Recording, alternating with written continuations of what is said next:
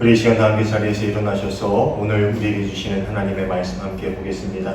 오늘 우리 사도행전 27장 전체의 이야기를 함께 볼 텐데요. 27장 1절부터 12절까지를 읽겠습니다. 27장 1절부터 12절입니다. 우리가 배를 타고 이달리아에 가기로 작정되매 바울과 다른 죄수 몇 사람을 아구스도대의 백부장 율리오란 사람에게 맡기니 아시아 해변 각처로 가려 하는 아드라무테노 배에 우리가 올라 항해할세. 마게도냐의 데살로니가 사람 아리스다고도 함께 하니라. 이튿날 시돈에 되니 율리오가 바울을 친절히 대하여 친구들에게 가서 대접받기를 허락하더니 또 거기서 우리가 떠나가다가 맞바람을 피하여 구브로 해안을 의지하고 항해하여 길리기아와 밤빌리아 바다를 건너 루기아의 무라시에 이르러 거기서 백부장이 이달리아로 가려 하는 알렉산드리아 배를 만나 우리를 오르게 하니 배가 더디가 여러 날 만에 간신히 니도 맞은편에 이르러 풍세가 더 허락하지 아니하므로 살몬의 앞을 지나 그레데 해안을 바람막이로 항해하여 간신히 그 연안을 지나 미항이라는 곳에 이르니 라세아시에서 가깝더라. 여러 날이 걸려 금식하는 절기가 이미 지났으므로 항해하기가 위태한지라. 바울이 그들을 보나여 말하되 여러분이여 내가 보니 이번 항해가 화물과 배만 아니라 우리 생명에도 타격과 많은 손해를 끼치리라 하되 백부장이 선장과 선주의 말을 바울의 말보다 더 믿더라. 그 항구가 겨울을 지내기에 불편하므로 거기서 떠나 아무쪼록 베닉스에 가서 겨울을 지내자 하는 자가 더 많으니 베닉스는 그레데 항구라. 한쪽은 서남을 한쪽은 서북을 향하였더라. 아멘. 이는 오늘 우리에게 주시는 하나님의 말씀입니다. 자리에 앉아주시기 바랍니다. 오늘도 함께 예배하는 우리 모두에게 주님이 주시는 참된 평화가 충만하게 임하기를 간절히 소원합니다. 하나님께서 바울에게 로마로 보내서 복음을 전하게 하시겠다라고 약속하신 지 2년이 지나고서 드디어 주후 60년경 초가을이 되어서 드디어 바울은 로마를 향한 여정을 시작하게 됩니다. 에베소에 사역할 당시에 예루살렘에 들른 후에 로마로 가겠다라는 소망을 바울이 아주 강력하게 이야기한 적이 있는데 바울은 로마에 보내는 서신인 로마서 1장 10절에서도 이런 자신의 소망을 이야기한 적이 있습니다. 어떻게 해서든지 하나님의 뜻으로 여러분에게 갈 수 있는 좋은 길이 열리기를 간구하고 있습니다. 이렇게 예루살렘에 가기 전부터 자기가 예루살렘에 들렸다가 로마에 가기를 어떻게 해서든지 하나님의 뜻으로 로마에 가기를 그렇게 원하고 있습니다 라고 로마서를 통해서 로마에 있는 성도들에게 자신의 소망을 이야기했지요. 그런데 자신이 원하고 기대했던 그 좋은 길과는 전혀 다르게 죄수의 신분으로 로마를 향하게 되었지만 이후에 어찌됐든 바울의 오랜 소망은 그렇게 이루어지게 되었고요. 또 앞으로 보면 알겠지만 남들이 보기에 좋은 길이 아닌 것처럼 보이는 그 길이 바울에게나 또 바울과 함께한 모든 사람에게나 좋은 길이었음에는 분명하다는 것을 우리가 볼 수 있을 것입니다. 사도행전의 저자인 누가는 이 바울이 로마로 가게 되는 동안에 그와 함께 동행하면서 그 모든 과정을 아주 자세히 기록하고 있지요. 어떤 배를 타고 갔는지, 어떤 해안을 들려서 어떻게 갔는지, 어떻게 배를 갈아탔는지 이런 것들에 대해서 아주 상세하게 기록을 하고 있습니다. 1절을 보면은요, 바울은 다른 죄수들과 함께 배를 타고서 이달리아, 즉 이탈리아 로마에 가기로 결정이 되었고 이번 죄수들의 송화는 아구스도대, 즉 황제의 직할 부대가 책임을 맡게 되었다라고 이야기하고 있습니다.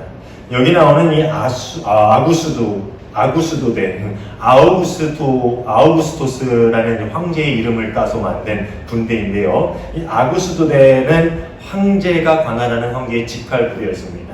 그러니까 먼 곳에 가서 황제에게 재판을 받아야 하는 사람을 데려오는 그런 역할을 감당했던 것 같습니다.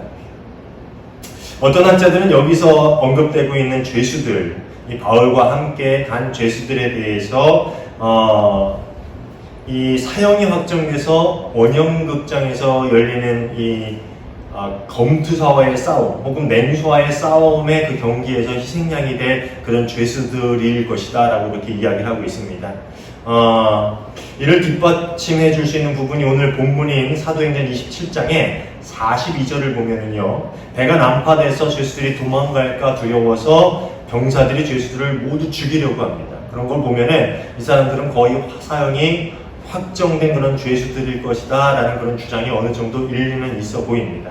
어쨌든 이 바울과는 조금 다른 신분으로서의 죄수들이 이 바울이 로마를 향하는 그 여정에 동행을 하게 되고요. 그렇게 바울과 또 누가 그리고 아리스다고 그리고 백부장과 군사들 죄수들이 함께 그 바울의 로마 귀환 여정에 오르게 됩니다. 여튼 바울이 이렇게 황제의 친위대를 따라서 로마의 성안길에 오르게 되는데 이 호위대를 인솔하는 백부장 율리오는 바울에게 많은 호의를 보여주는 인물로 나오고 있습니다. 3절을 보면은요, 이튿날 우리는 시돈의 배를 대었다. 율리오는 바울에게 친절을 베풀어 친구들에게로 가서 보살핌 받는 것을 허락하였다.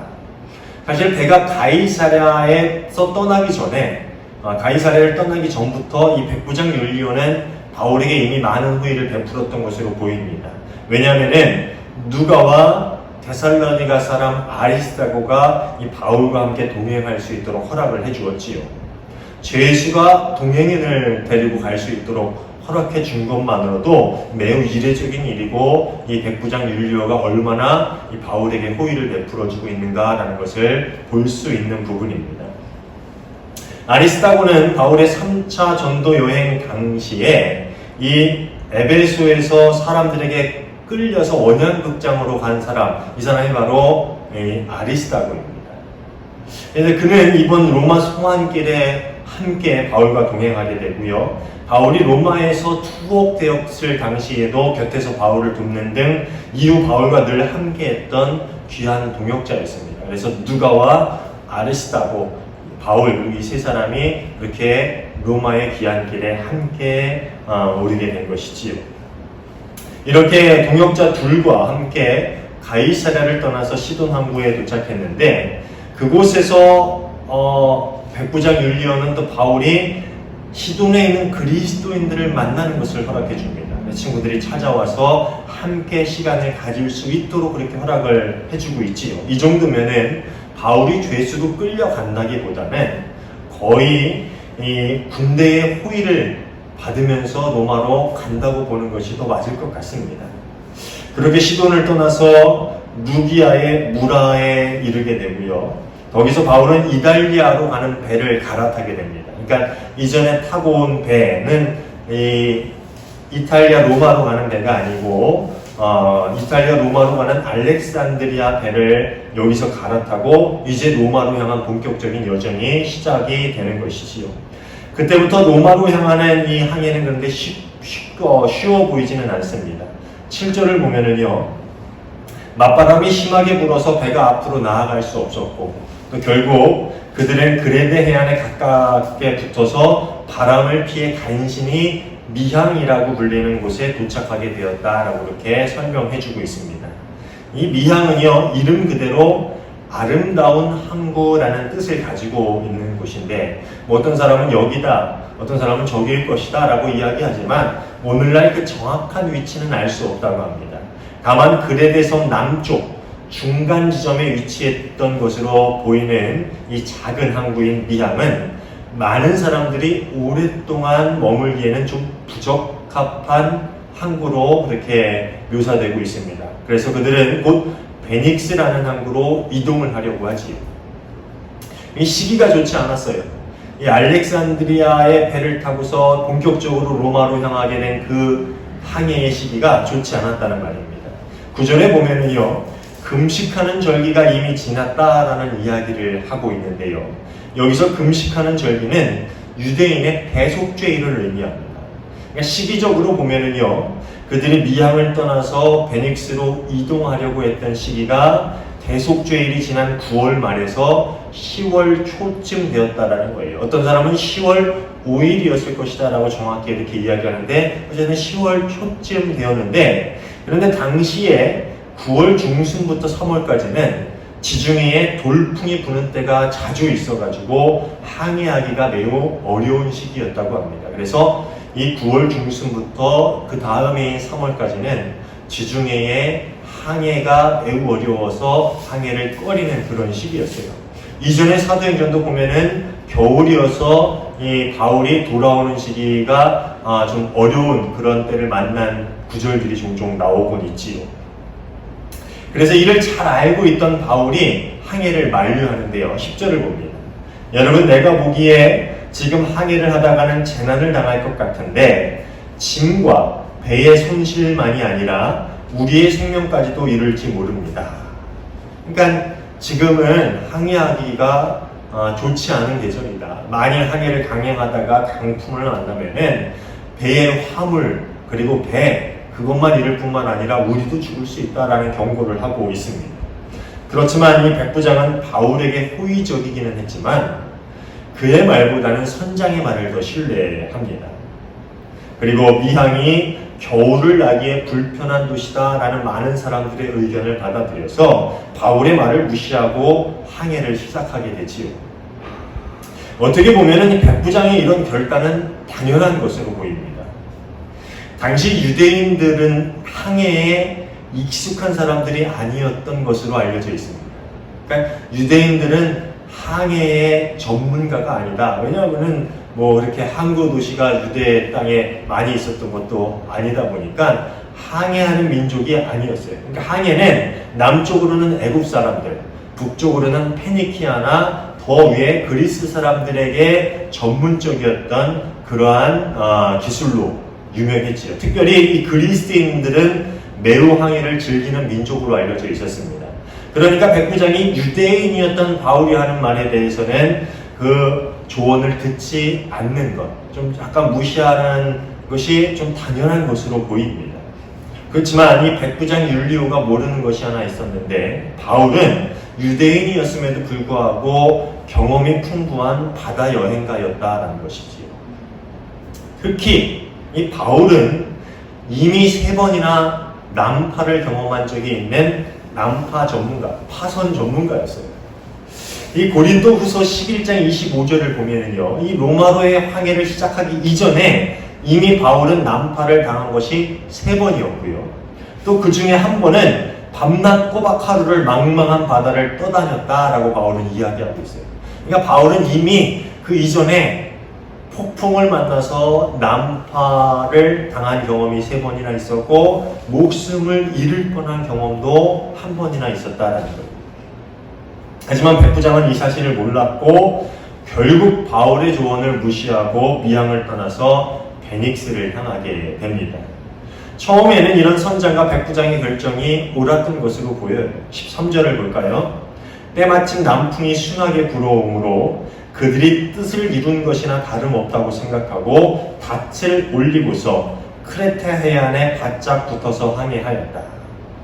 처음에는 이 항해를 시작하고 처음에는 남풍이 불어서 그들이 목적한 베닉스에 별 문제 없이 도착하겠다라는 그런 생각을 하게 됐어요. 얼마 안 되는 거리였으니까 이 정도 항해면 우리가 금방 도착을 하겠지라는 생각을 했겠지요. 하지만 얼마 가지 않아서 바울이 걱정했던 그 일이 벌어지고 말았습니다. 바로 광풍이 일기 시작한 것이지요.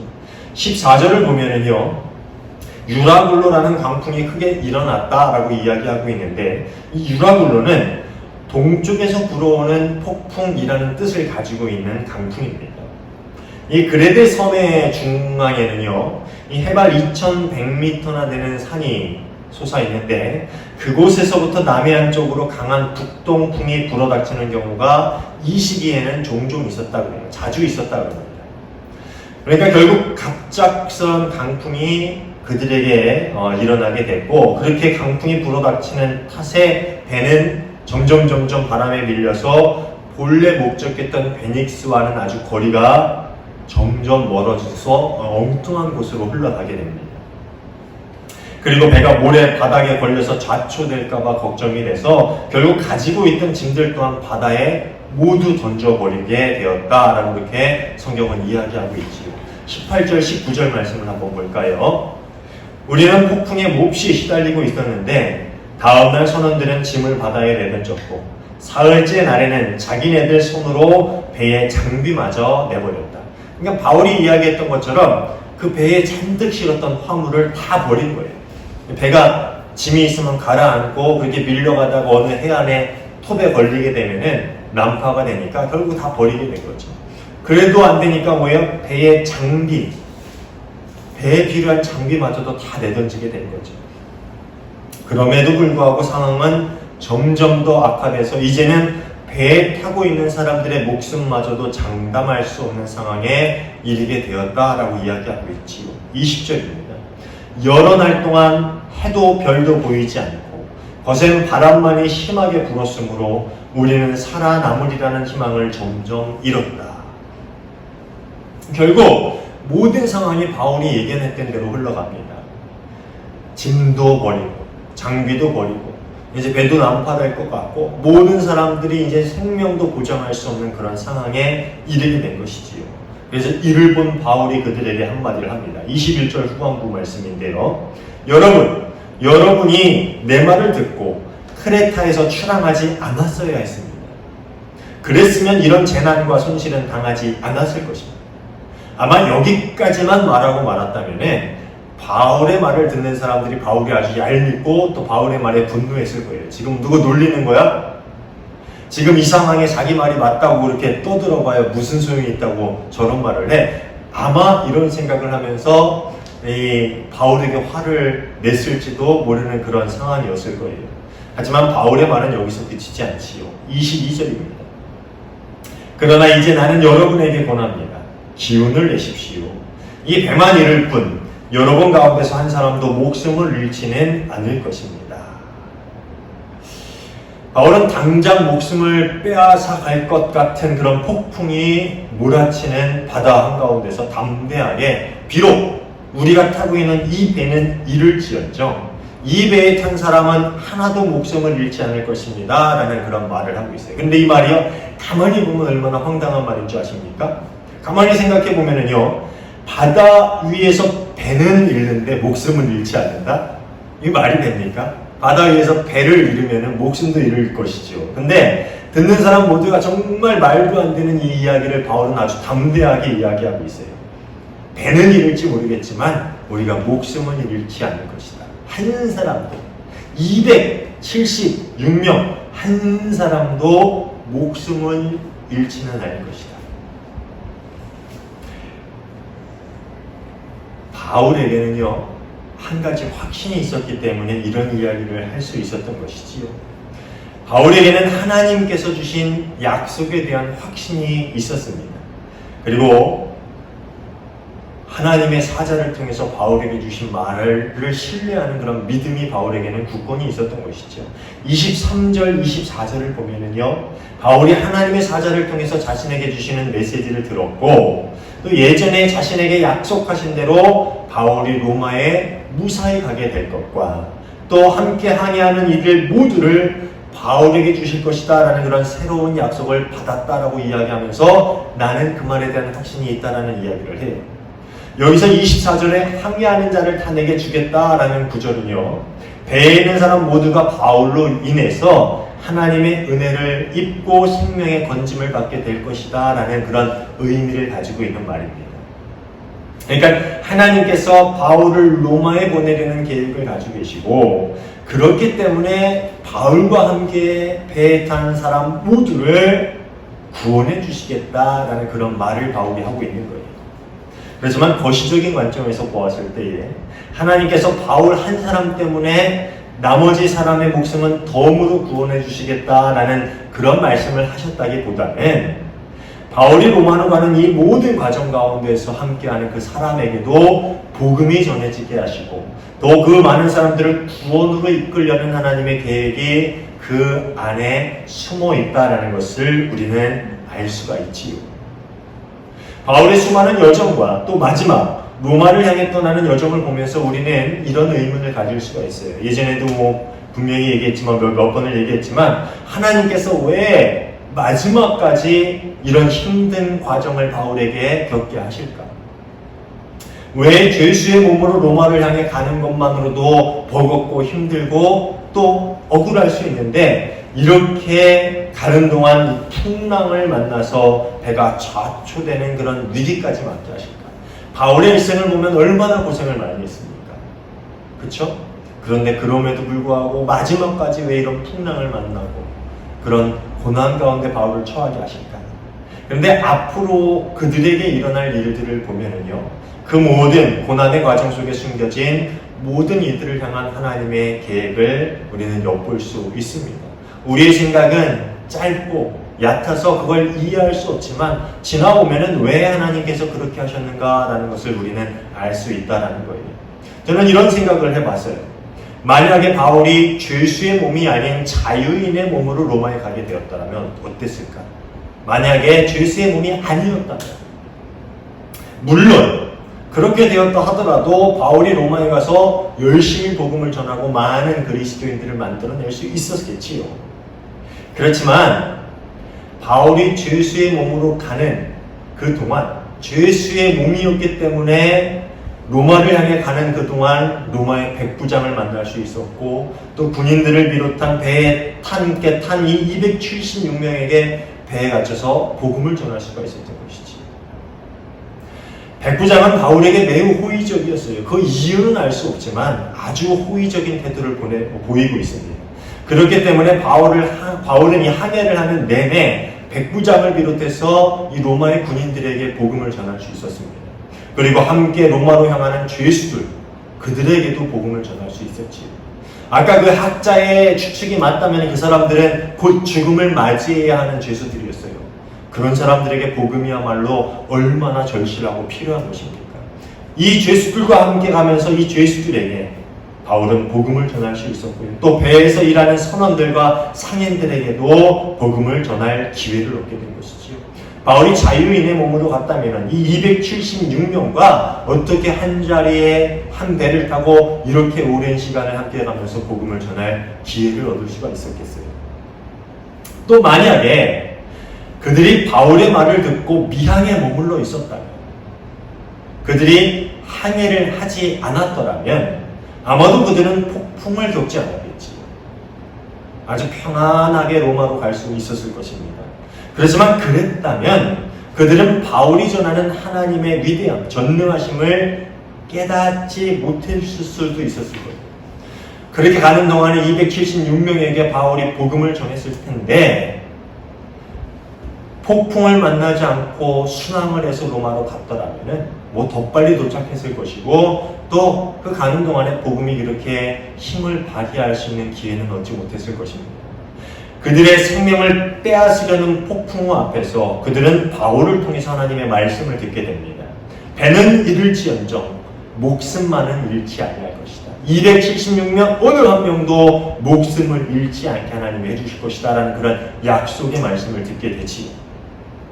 폭풍이 있는 바다에서 숨을 곳은 없다라는 말이 있습니다. 이 선원들끼리 하는 말인지 어디서 떠드는 말인데, 폭풍이 있는 바다에서 숨을 곳은 없습니다. 어느 하나도 폭풍이 있는 바다에서 자신의 목숨을 장담할 수 있는 사람은 없다라는 것이지. 오랜 시간 배를 탔던 선장과 선원들은 이렇게 계속되는 폭풍 앞에서 큰 두려움에 빠지고, 그리고 꼼짝없이 이제 죽겠구나라는 생각을 분명히 했을 것입니다. 20절에서 이야기하듯이 선장과 선원뿐만 아니라 배 안에 있는 모든 사람들이 구원의 소망을 점점 잃어가서 이제 우리가 죽을 일만 남았겠구나라는 그런 절망에 빠졌을 것입니다. 그렇게 앞이 깜깜한 상황 속에서 바울은 한 줄기 희망이 되시는 하나님의 이야기를 선포하지. 하나님께서 너희를 살려주실 것이다. 그러니까 안심해라. 나는 하나님께서 나에게 말씀하신 그대로 되리라고 믿는다. 만약 그들이 폭풍을 겪지 않았더라면 그들이 하나님을 바라보는 일도 없었을 것이고, 하나님을 그들의 희망으로 여기며 의지해야 할 일도 있지 않았을 것입니다. 폭풍이 몰아치고 그들의 소망이 사라져가는 그 순간에야 비로소 그들은 생명의 주인이신 하나님을 바라보면서 하나님께 소망을 둘 수 있었던 것이지. 하나님을 믿지 않았던 사람이라도 자신의 목숨을 장담할 수 없는 그 순간에 하나님의 말씀을 붙들 수밖에 없지 않았겠습니까? 그렇게 삶의 소망이 사라져가고 그 폭풍 앞에서 숨을 곳이 없는 그 순간에 드디어 그들은 하나님의 말씀을 듣고 그곳에 소망을 둘 수 있는 기회를 맞이하게 됐다는 것이죠. 제가 지난주 생명의 삶을 묵상하는데 하루는 이런 글이 나오더라고요. 우리가 무력함을 깨닫는 것이 우리를 하나님과 더 깊은 교제의 단계로 초대합니다. 우리의 삶을 우리가 어떻게 할 수 있다고 여기는 가식을 버릴 때에 우리는 겸손하게 하나님을 신뢰하는 데에 다다르게 됩니다. 즉, 우리가 어떻게 할 수 없다, 우리가 뭐 할 수 있는 일이 없다라는 것을 깨달을 때 우리는 하나님과 더 깊은 교제 안으로 들어가게 된다는 겁니다. 그리고 우리의 삶을 우리가 어떻게 할 수 없다, out of control이라고 그러죠. 내가 어떻게 할 수 있다, 우리의 컨트롤 안에 있다라는 그런 가식을 버릴 때, 어떻게 할 수 없다라는 걸 고백할 때 하나님을 신뢰하는 믿음이 생기게 된다는 겁니다. 그리고 그날 이 유명한 목사님들의 명언을 여러분 생명의 삶에도 그게 있죠. 그 부분에 오스왈드 챔버스 목사님이 하신 말씀이 실려있는데 이런 말이에요. 종종 하나님은 우리가 당신에게 귀를 기울일 수 있도록 우리가 어둠의 훈련을 지나게 하십니다. 새는 어둠 속에서 노래하는 법을 배웁니다. 그리고 우리는 하나님에게 들을 수 있을 때까지 하나님의 손길의 그림자 안에 있게 됩니다. 저는 이 묵상을 하면서 그날 얼마나 은혜를 받았는지 몰라요. 이 말이 특히 제 가슴을 때렸는데요. 새는 어둠 속에서 노래하는 법을 배웁니다. 바울은 안 그랬겠지만, 바울은 워낙 믿음이 좋으니까 안 그랬겠지만, 어쩌면 바울과 함께한 누가나 아리스다고는 이 폭풍을 만나면서 하나님, 어떻게 우리에게 이런 시련을 주십니까? 라는 그러한 생각을 잠시 했을지도 몰라요. 죄수로 가는 것도 억울한데, 속상한데, 바다 가운데서 이런 풍랑을 만나게 하십니까? 하나님이 약속하셨잖아요. 로마로 가게 하신다고. 그런데 왜 그러세요? 이런 생각을 아주 잠시라도 하지 않았을까요? 그런데 바울이 죄수의 신분으로 로마에 가는 것도, 또 로마로 가는 배에서 풍랑을 만나게 하신 것도 모두 하나님의 계획 가운데 있다는 거죠. 어둠 속에서야 우리가 하나님을 노래하는 법을 배우기 때문이라는 것입니다. 어둠 속에서야, 풍랑 가운데서야 우리가 우리의 삶을 컨트롤할 수 없는, 어찌할 수 없는 존재라는 것을 깨닫고 하나님을 바라볼 수 있게 되기 때문이지. 바울을 비롯해서 그와 함께한 동역자들, 그리고 백부장, 군인들, 그리고 죄수, 뱃사람 모두가 그 깊은 어둠 가운데서, 아무것도 할 수 없는 가운데서 비로소 하나님을 바라보고 하나님을 믿고 의지할 수 있게 되었던 것입니다. 믿음만 있으면 모든 일이 잘 풀릴 것이다 라고 믿는 그리스도인들이 많은 이 시대에 오늘의 말씀은 믿음만 있으면 잘 풀리는 것이 아니라 그 믿음만 있으면 이 가운데서 하나님을 의지하고 소망을 두고 견딜 수 있다는 가르침을 우리에게 주고 있는 것이지요. 하나님은 때론 우리의 믿음을 더욱더 강하게 하시기 위해서 바람을 일으키시기도 하시고요. 또 하나님을 모르는 어떤 이들에게 하나님을 보여주시기 위해서 때론 풍랑을 일으키시기도 하십니다. 그리고 그 모든 시간들을 지나 우리는 비로소 알게 될 거예요. 그때 만일 그러지 않았다면, 그때 우리의 삶에 바람이 불지 않았다면 우리가 하나님을 그렇게 깊이 만날 수 있었을까? 만일 그때 그런 풍랑을 우리가 겪지 않았다면 우리가 하나님을 신뢰하는 인생이 될 수 있었을까? 그리고 그 깨달음 속에서 우리는 비로소 하나님의 지혜로움을 발견하게 될 것입니다. 사랑하는 여러분, 혹 우리가 지금 바람이 부는 바다 한가운데 서 있다면, 혹 풍랑으로 흔들리는 배 위에 서 있다면 이 순간이 우리와 우리의 가정과 우리가 속한 모든 이들에게 하나님을 보이고 또 알리고 그 전능하심을 전하게 하시려는 그 순간임을 깨달으면서 겸손히 하나님 앞에 무릎 꿇고 우리의 삶을 맡길 수 있는, 그렇게 하나님께 소망을 두고 기도할 수 있는 저와 여러분 모두가 되시기를 주님의 이름으로 축원합니다. 기도하겠습니다. 하나님 감사합니다. 우리는 잘 알지 못하지만 우리의 삶을 더욱더 완벽한 하나님의 계획 가운데 인도하여 주심에 감사를 드립니다. 바람이 부는 때에도 풍랑이 이는 때에도 우리가 하나님을 신뢰하며 우리의 소망을 하나님께 두고 온전히 우리의 삶을 하나님께 맡기며 주께 감사함으로 찬양할 수 있는 저희가 되게 하여 주시옵소서. 원망하기보다는 감사하며 절망하기보다는 낭망하기보다는 오직 우리의 유일한 소망이 되시는 하나님을 바라보며 그 모든 시간들을 이겨내고 우리의 신앙이 더욱더 단단해지는 그러한 순간들을 지나면서 주께 영광 돌릴 수 있는 참 복된 그리스도인들 다 되게 하여 주시옵소서. 우리 삶 가운데 주님께서 늘 함께 하심을 믿고 감사하며 예수님 이름으로 기도하옵나이다. 아멘.